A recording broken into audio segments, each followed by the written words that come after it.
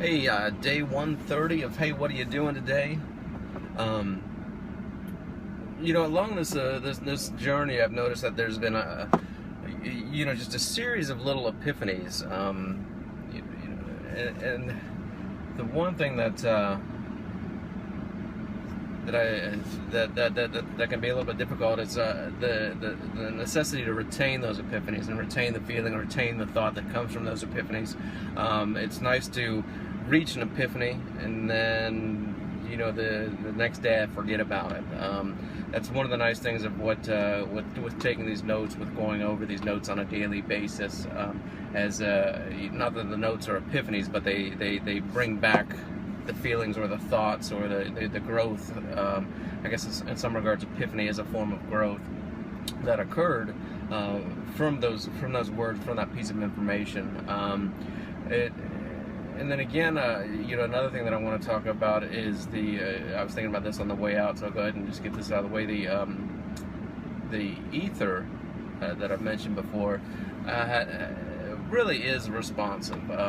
There's no doubt in my mind that if you, well, for me anyway, I can't speak for anybody else, but for me, if I push something, the ether responds immediately, and it was interesting because last night yesterday the ether gave me the information of never quitting, and when you are faced with a problem, just kind of overcome it. And I was faced with a series, and then there was another piece of information that losers quit.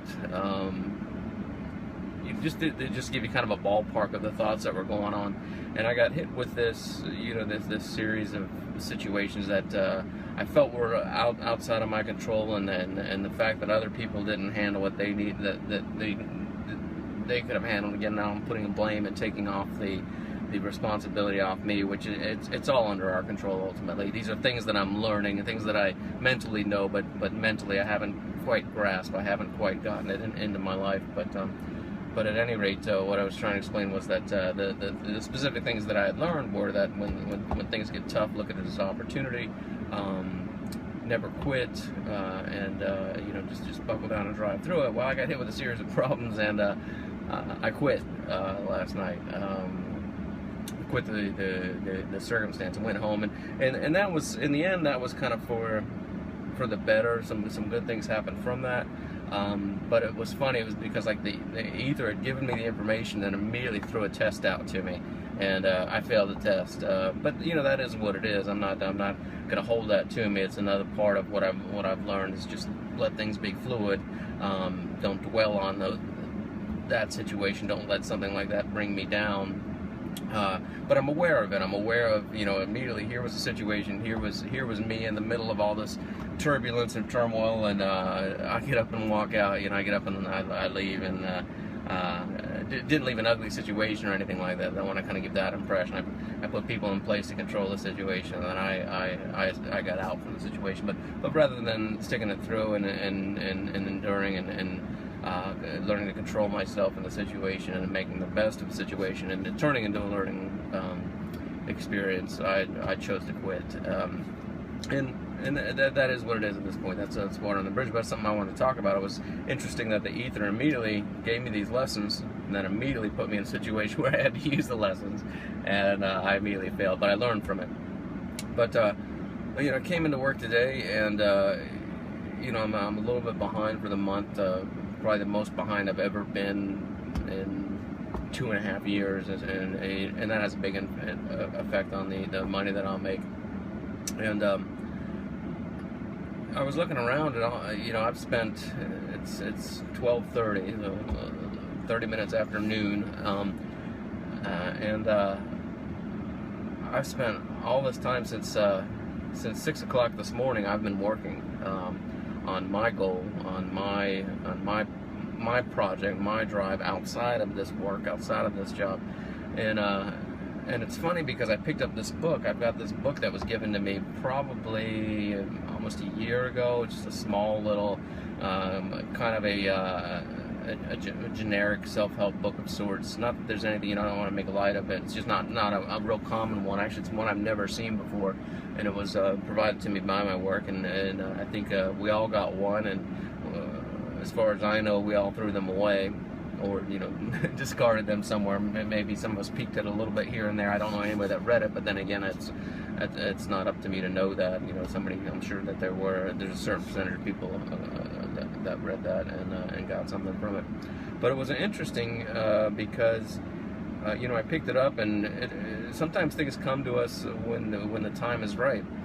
And I picked up this book, and here's this book, and it's talking about success, and it correlates with training for running, and I'm like, how odd is this? I mean, the next thing I know, I'm reading it, and it's talking about golfing. It talks about a gentleman who created the Ping putter, which turned into the Ping, I don't know if it's a Ping golf company. I don't know too much about that, but he,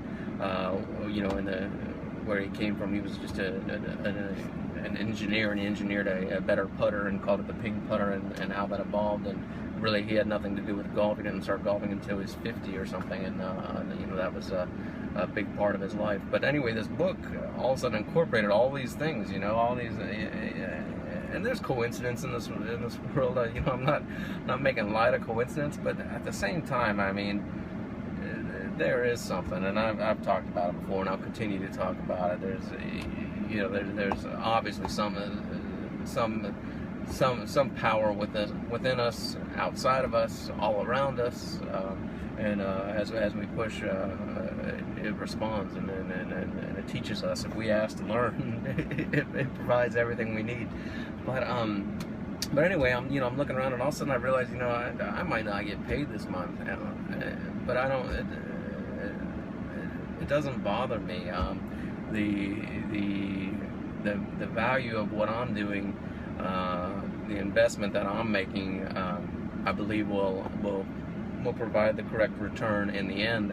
And it was funny again, because here now all of a sudden I've read this line in this book that says, as we're striving for a goal, sometimes we have to be prepared to take a step backwards, and take a step backwards to work on a skill, or work on learning something new, and taking that step backwards. Then we move forward again. And I've heard that before in different ways. It's not like a mind-blowing epiphany, but it was one of those things, I was when I'm having a bad month at work, and I know my income's going to be affected, that affects me emotionally and mentally, and it turns on the negative side of me that I don't like. And I'm still struggling with that. It's a huge battle that I'm going on right now of overcoming, and the bad side of me. And when I say the bad side of me, I mean that all the negative, the lack of control, the grumpiness or the complaining, things that just don't benefit anybody, and I'm very prone to, because it's just the way I've naturally evolved without investing in myself and investing in my thoughts. It's kind of the way that I've naturally grown, and it seems such a natural part of me now, trying to overcome that and change who I am, change how I do the things I do. Has made me aware of that, it's not just something. It's not just as simple as knowing or having the information. It's practicing. It's just like getting up every day and running. I run a mile in 12 minutes. Next thing I know, I'm running a mile in 10 minutes, and a couple months later, I'm doing a mile in 8 minutes, and now I got a goal to do a mile in 7 minutes. But it's one of those things. I know how to run faster, but I have to practice to get there. So the same thing is going on with me now. I know how to think correctly, how to act correctly, how to respond correctly, but I really have to train those functions. And when I'm in a situation where I sense the old me coming out, I really need to take control and look at that as just a practice situation, and get myself through that. But so a lot of ideas today that I'm talking about, a lot of little things that I'm touching on, but just a powerful day. I mean, That's another thing too that I've noticed. I started taking notes May, I believe. I started in April, and then 2 weeks into it, I started jotting down notes.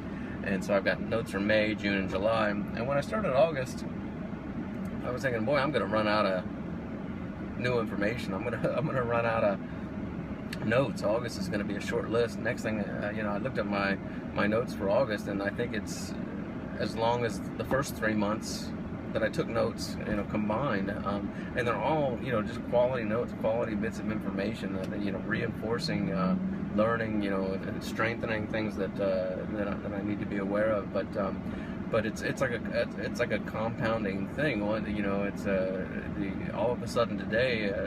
It felt like the little pebble had really picked up a bunch of stones, and bigger rocks are getting tossed loose, and pretty soon it's gonna be the big boulders coming down the mountain. It's just taking that one day back in April where I kicked one little pebble loose and down the mountain, and now here I am. I haven't made a huge measurable progress. Well, my physically I have, healthily I have, health-wise I have, but as far as the business side of things, I haven't made a huge progress. But at the same time, I didn't understand that I would have to go through all this in order to get to the next step. I just really thought I was going to get in shape, and I was going to study business and find a small business to start. But here I am getting into ethics and history and humanity and all these, psychology, all these elements that go hand in hand with operating a successful business. But I've never even really thought about it. And again, that's just the ether pushing me down a direction. That's not something that my mind was. I'm going to pursue business as business and look into laws and how to open a business, how to run a business, accounting issues, those kind of things, the brick and mortar kind of things.